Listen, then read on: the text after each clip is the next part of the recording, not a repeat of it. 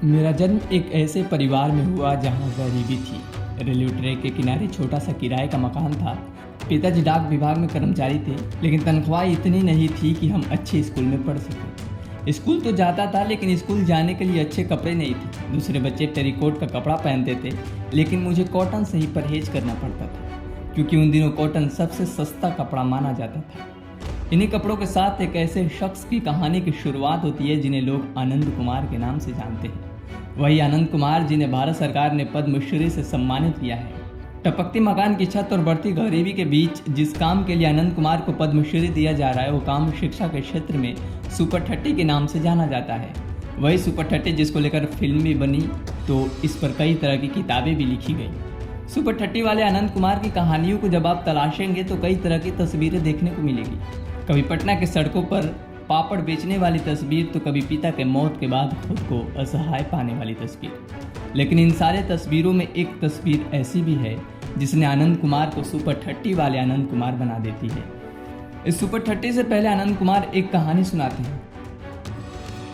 आनंद कहते हैं, 1993-94 का साल था।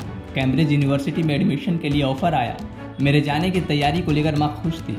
बेटा कैम्ब्रिज जाएगा, लेकिन हमारे पास उस समय हवाई जहाज के टिकट तक के पैसे नहीं थे। इस वजह से पिताजी थोड़े टेंशन में थे।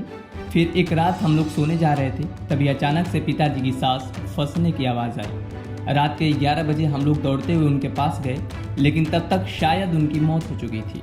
हमें लगा कि वो बेहोश है। बरसात का महीना था। घर के चारों तरफ घुटने भरे पानी जमा होने के कारण आने जाने का साधन उपलब्ध नहीं था। फिर एक पड़ोसी का ठेला लेकर पिताजी का पटना हॉस्पिटल ले जाया गया, जहां डॉक्टर ने उन्हें मृत घोषित कर दिया। पिता के मौत के बाद आनंद टूट सा गए थे, लेकिन इस कमजोर पड़े दिल में एक बात हमेशा बनी हुई थी जिसे पिता ने सिखाया था। वो बात थी, पढ़ाई पैसे से नहीं बल्कि मेहनत से होती है। इसी सार को मानते हुए आनंद कुमार ने सुपर 30 की शुरुआत की। सुपर 30 को लेकर आनंद कुमार बताते हैं, हमें लगा कि यदि बच्चों को अच्छे तरीके से पढ़ाया जाए तो ये भी अपनी लाइफ में बेहतर कर सकते हैं। इसी को ध्यान में रखकर 2002 में सुपर 30 की शुरुआत हुई। रामानुजन कोचिंग से जो पैसा आता था वह सुपर 30 में सिलेक्ट होने वाले बच्चों की पढ़ाई पर खर्च होता था। बच्चे पढ़ाई की लगाव को देखते हुए मेरे घर पर ही रुकने लगे। माँ इन बच्चों के लिए खाना पकाने लगी और भाई देखरेख करने लगा। बच्चों की पढ़ाई को देखते हुए हमें लगा था कि 30 बच्चों में से कम 5 बच्चे तो IIT क्रैक कर ही लेंगे, लेकिन पहले साल ही 30 में से 18 बच्चों ने IIT क्रैक कर लिया।